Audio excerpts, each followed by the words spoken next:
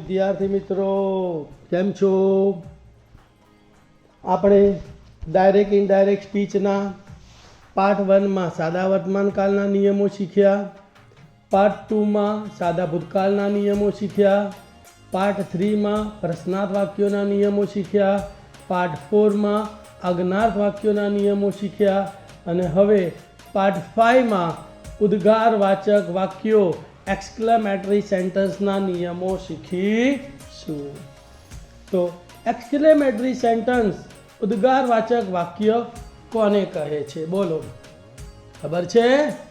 ઉદ્ગારવાચક વાક્ય exclamatory sentence કોને કહે છે? તો ઘણીવાર આપણી સંવેદનાઓ જેવી કે આનંદ, ખુશી, આશ્ચર્ય, દુઃખ, નારાજગી, ગુસ્સો વગેરેનો ભાવ દર્શાવતા વાક્યોને ઉદ્ગારવાચક વાક્ય એક્સક્લેમેટરી સેન્ટેન્સ કહે છે.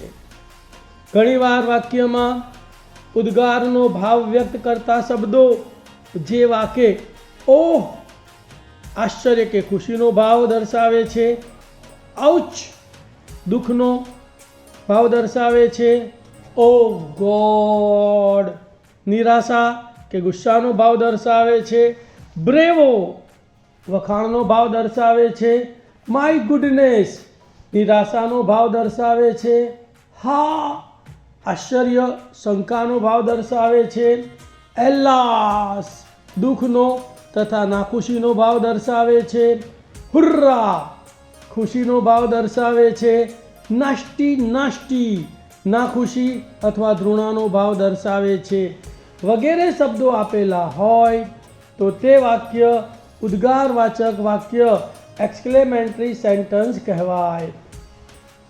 મોટા ભાગે ઉદ્ગારવાચક વાક્યોની શરૂઆત વોટ કે હાવથી થતી હોય છે. તે વાક્ય પ્રશ્નાર્થ હોતા નથી. વોટ અને હાવથી શરૂ થતા ઉદ્ગારવાચક વાક્યની વાક્ય રચનાનો આપણે અભ્યાસ કરીશું. ધ્યાન આપજો બરાબર કે વોટ અને હાવથી જે ઉદ્ગારવાચક વાક્ય શરૂ થાય છે તેની વાક્ય રચનાનો આપણે અભ્યાસ કરીશું. તો પહેલાં વોટની વાક્ય રચના જોઈએ. તો વોટ વત્તા એ કે એન આર્ટિકલ આવે, ત્યારબાદ વિશેષણ એટલે કે એડજેક્ટિવ આવે, વત્તા નામ એટલે કે નાઉન આવે, વત્તા કર્તા એટલે સબ્જેક્ટ, વત્તા ટુ બી રૂપ અથવા ક્રિયાપદ એટલે વર્બ અને વત્તા ઉદ્ગાર ચિહ્ન. હાવની વાક્ય રચના જોઈ લઈએ. તો હાવ વત્તા વિશેષણ સેમ વાક્ય રચના છે, પણ હાવ પછી એ કે એન આર્ટિકલ આવતા નથી. હાવ પછી આવતા વિશેષણને એ કે એન આર્ટિકલ લાગતા નથી. તો હાવ વત્તા વિશેષણ એટલે એડજેક્ટિવ, વત્તા ક્રિયા વિશેષણ એટલે અહીંયા એડવર્બ આવી શકે છે, વત્તા નામ એટલે નાઉન, વત્તા કર્તા સબ્જેક્ટ, વત્તા ટુ બી અથવા વર્બ અને વત્તા ઉદ્ગાર ચિહ્ન. ઉદાહરણ જોઈએ. What a beautiful bird the peacock is. તો આ વર્ડથી વાક્ય શરૂ થયું છે.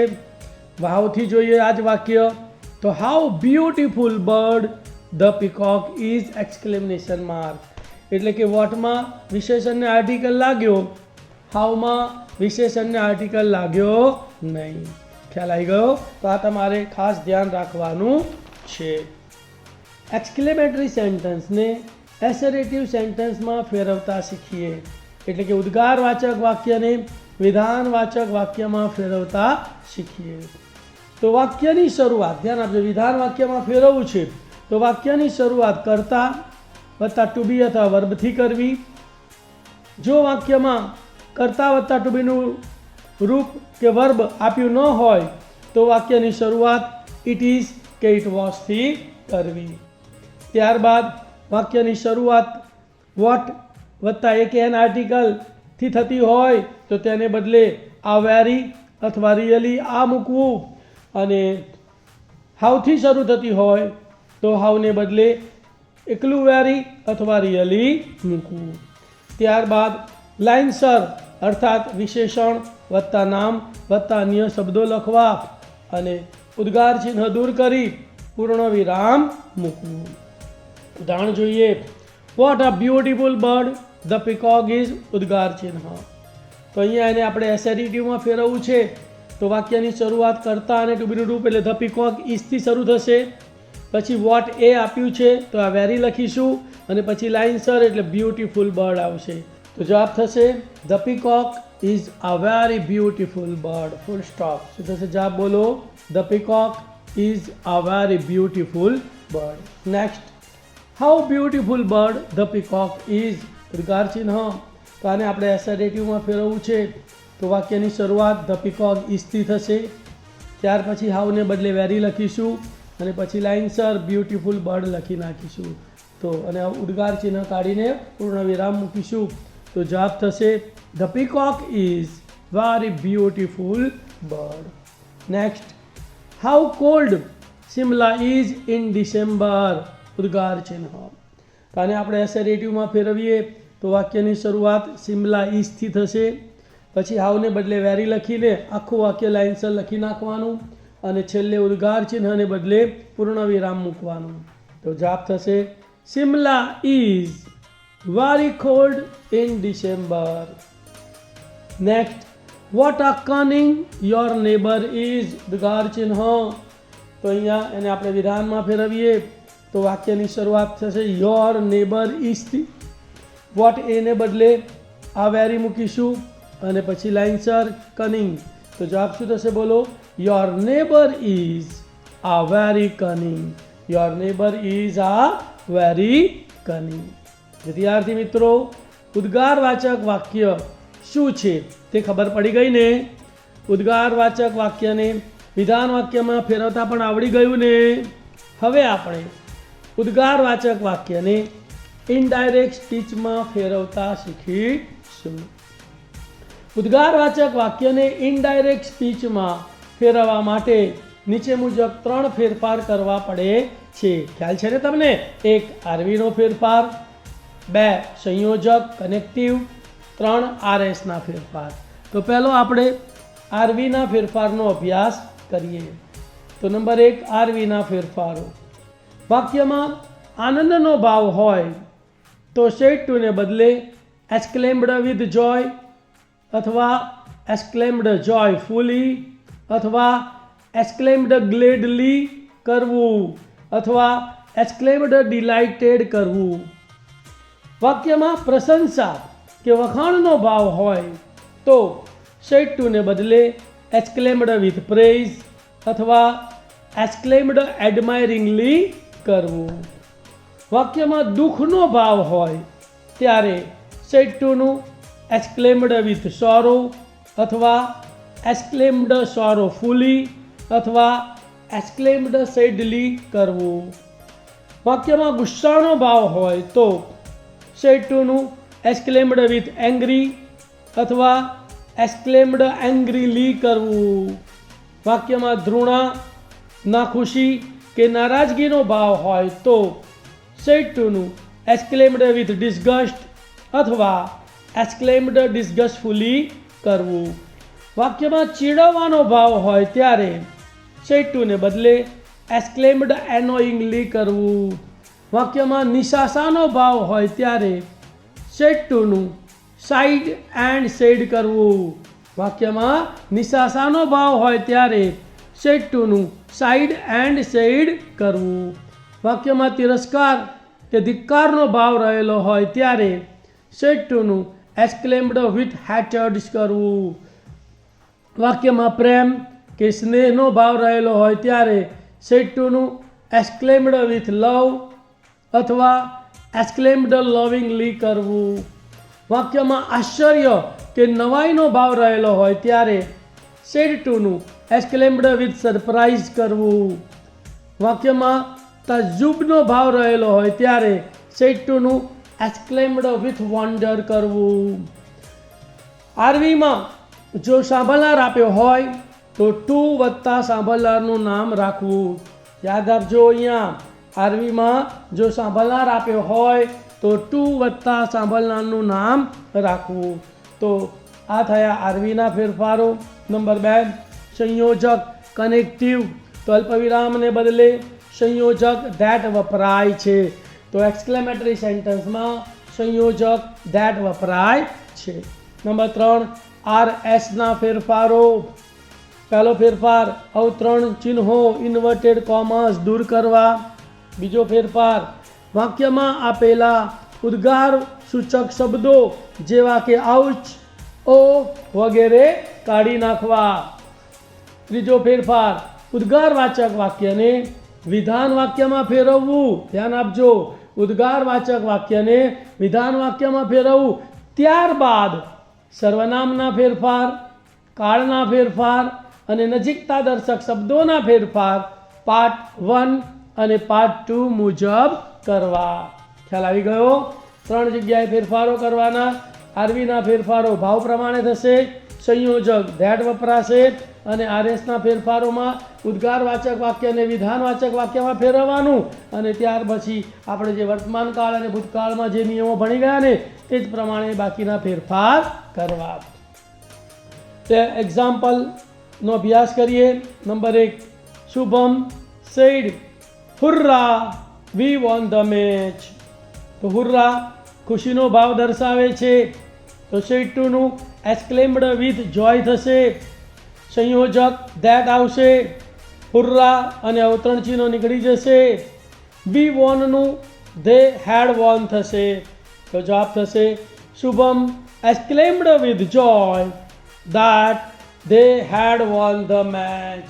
બોલો શું થશે જવાબ? Shubham exclaimed with joy that they had won the match.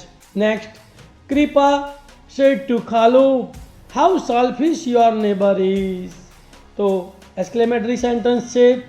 વાક્યમાં નાખુશીનો ભાવ રહેલો છે. તો સેડ ટુનું એક્સક્લેમ્ડ વિથ ડિસ્ગસ્ટ થશે. સંયોજક ધેટ આવશે. વાક્યનું વિધાન વાક્ય your neighbour is very selfish થશે અને યોરનું સાંભળનાર કાલુ છે એટલે હિઝ થશે. ઇઝનું ભૂતકાળ વોઝ થશે અને ઉદ્ગાર ચિહ્નને બદલે પૂર્ણ વિરામ આવશે. તો જવાબ થશે Kripa exclaimed with disgust to Kalu that his neighbor was very selfish. બોલો, ક્રિપા exclaimed with disgust to Kalu that his neighbor was very selfish. Next, Kamal said to Bina, what a beautiful dress you have bought today. તો વાક્યમાં વખાણનો ભાવ રહેલો છે. તો said to નું exclaimed with praise થશે. સંયોજક that આવશે. વાક્યનું વિધાન વાક્ય થશે you have bought a very beautiful dress today. તો you have નું સાંભળનાર બીના છે તો she had થશે. today નું that day થશે. તો જવાબ થશે Kamal exclaimed with praise to Bina that she had bought a very beautiful dress that day. Maya said how dirty this place is. તો વાક્યમાં નાખુશીનો ભાવ રહેલો છે. તો સેડ ટુનું એક્સક્લેમ્ડ વિથ ડિસ્ગસ્ટ થશે. સંયોજક ધેટ આવશે. એનું વિધાન વાક્ય થશે this place is very dirty. This place is very dirty. તો ધીસનું ધેટ થશે અને ઇઝનું વોઝ થશે. તો જવાબ થશે Maya exclaimed with disgust that place was very dirty. બોલો, માયા exclaimed with disgust that place was very dirty. Tara said, alas, my sister was no more. alas દુઃખનો ભાવ દર્શાવે છે. તો શેડનું exclaimed with sorrow થશે અને alas નીકળી જશે. માય બોલનાર તારા છે તો એનું હર થશે. વોઝનું હેડ બીન થશે. તો જવાબ થશે તારા exclaimed with sorrow that her sister had been no more. બોલો, તારા exclaimed with sorrow that her sister had been no more. Next, Sarita said, oh, how cruel Raj is with his wife. તો ઓ દુઃખનો ભાવ દર્શાવે છે. તો said ટુનું exclaimed with sorrow થશે. સંયોજક ધેટ આવશે અને ઓહો નીકળી જશે. વિધાન વાક્ય Raj is very cruel with his wife થશે. ઇઝનું વોશ થશે. તો જવાબ થશે Sarita exclaimed with sorrow that Raj was very cruel with his wife. બોલો Sarita exclaimed with sorrow that Raj was very cruel with his wife. Next, the teacher said to Meet, bravo, you have won the prize. તો bravo વાક્યમાં ખુશીનો ભાવ દર્શાવે છે. તો સેડનું થશે exclaimed with joy. સંયોજક ધેટ આવશે. બ્રેવો નીકળી જશે અને યુ હેવ સાંભળનાર મિત છે તો એનું થશે હી હેડ. તો જવાબ થશે the teacher exclaimed with joy to meet that he had won the prize. બોલો the teacher exclaimed with joy to meet that he had won the prize. Next, Jalak said to Yatin, how smart you are. વાક્યમાં વખાણનો ભાવ છે તો said to નું exclaimed with praise થશે. સંયોજક that આવશે અને વિધાન વાક્ય થશે you are very smart. તો you are એટલે સાંભળનાર યતીન છે તો એનું he was થશે.